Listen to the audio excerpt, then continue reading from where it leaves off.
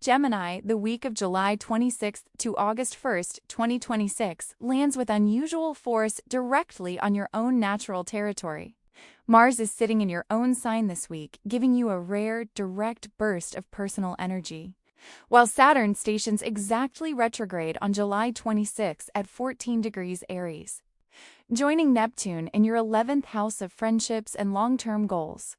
The lunar nodes shift axis this same day, and the week builds toward a full moon in Aquarius on July 29th, conjunct Pluto. Opposite the Sun's rare conjunction with Jupiter, sitting in your third house of communication, your own home turf. Several of the year's biggest astrological storylines are converging within these 7 days.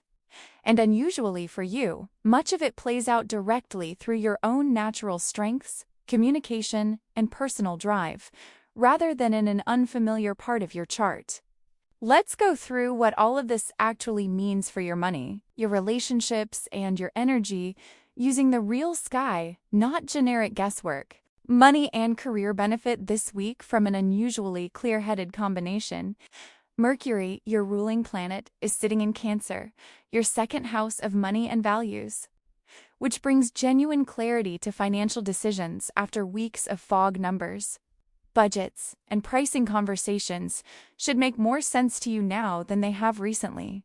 This is a good week to actually sit down with the numbers rather than continuing to estimate in your head, since Mercury here rewards precision over your usual quick, approximate read of a situation. Pair that with Mars sitting directly in your own sign, giving you the personal drive to actually act on that clarity, rather than just noticing it. This is a strong week to have a direct conversation about a raise, a rate, or a financial arrangement that's been sitting unresolved, since you have both the mental clarity and the nerve to push it forward at the same time. Mars in your own sign also means you're less likely than usual to talk yourself out of asking for what you want. Use that window while it's open, rather than waiting for a more comfortable moment that Mars won't make easier later. Early in the week, while the moon moves through Capricorn, your 8th house of shared resources, a joint financial matter, a shared bill, or a partner's input on money, may need your attention before the bigger midweek event arrives. Handle that conversation early, rather than letting it collide with the more emotionally loaded relationship dynamics building toward. Wednesday. If a career opportunity or piece of feedback comes up this week, trust your own read on it more than you might normally, since Mars in your own sign is genuinely sharpening your instincts, not just your impatience. Relationships carry real tension this week, centered on an exact Venus-Mars square on July 28th into the 29th. Venus in Virgo sits in your 4th house of home and family, while Mars sits in your own 1st house of identity and personal desire. And the square between them creates a genuine pull between what you personally want to do and what home or family expects from you.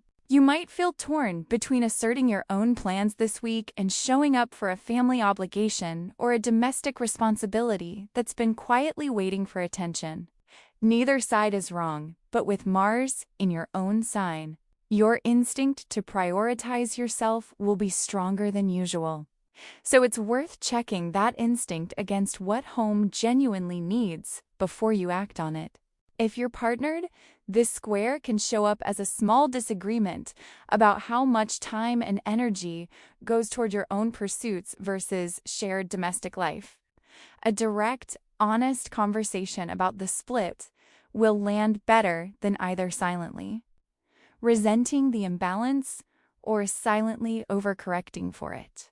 There's also a sharper thread running through the full moon on July 29th, which lands in your 9th house of beliefs, travel, and higher learning, conjunct Pluto, in exact opposition to the Sun-Jupiter conjunction in your 3rd house of everyday communication. This is a particularly Gemini kind of tension. What you say casually, day to day, your 3rd house, versus what you actually believe at a deeper level, your 9th house. A conversation this week may reveal a real gap between the easy, agreeable thing you'd normally say and a bigger truth you've been avoiding voicing, especially around travel, education, or a belief that matters more to you than you've let on. Pluto's presence at this full moon suggests that whatever surfaces here isn't a passing comment. It's the kind of realization that can genuinely reshape a relationship or a plan once it's actually said out loud instead of smoothed over with your usual quick wit. Energy and health show up this week less through your body directly and more through where your social energy is actually going. Saturn stations exactly retrograde on July 26th at 14 degrees Aries, joining Neptune, already retrograde there in your 11th house of friendships and long-term goals.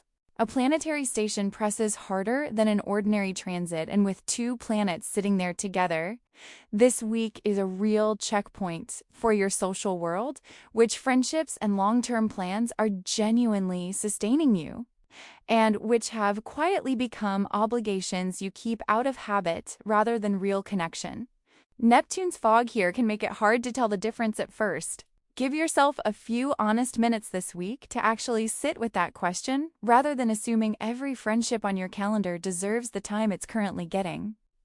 Saturn's retrograde here runs until December, which means this week isn't a single verdict on any one friendship. It's the start of a longer, slower review. You don't need to end anything abruptly this week, just start noticing honestly. Physically, Mars in your own sign gives you real vitality this week. Use it, but notice if that vitality is going toward genuinely energizing people and plans, or just toward staying busy so you don't have to sit with the 11th house question above. Gemini tends to manage discomfort by generating more conversation and more activity rather than slowing down. And this week specifically rewards resisting that pattern, at least for a few quiet moments each day, rather than fully indulging it. There's a longer story underneath this single week worth naming briefly. The lunar nodes shifting onto the Aquarius-Leo axis this same week sets the tone for roughly the next 18 months, and it lands directly across your 9th house and your 3rd house. The instruction embedded here is that your growth edge going forward involves stretching toward bigger beliefs, real learning, and further horizons. Your 9th house, rather than staying comfortably fluent in the easy, everyday chatter that's always come naturally to you, your 3rd house. This week is simply the opening note of that longer chapter. So, here's where this actually leaves you, Gemini. Heading into August, Mars in your own sign gives you real drive this week, but Venus square Mars is asking you to check that drive against what home genuinely needs. The full moon is asking whether what you say out loud actually matches what you believe underneath. And Saturn, joining Neptune in your friendship house, is asking you to look honestly at where your social energy really goes. Use this week's clarity in your favor, rather than just its speed. If this reading resonated with you, hit like and subscribe.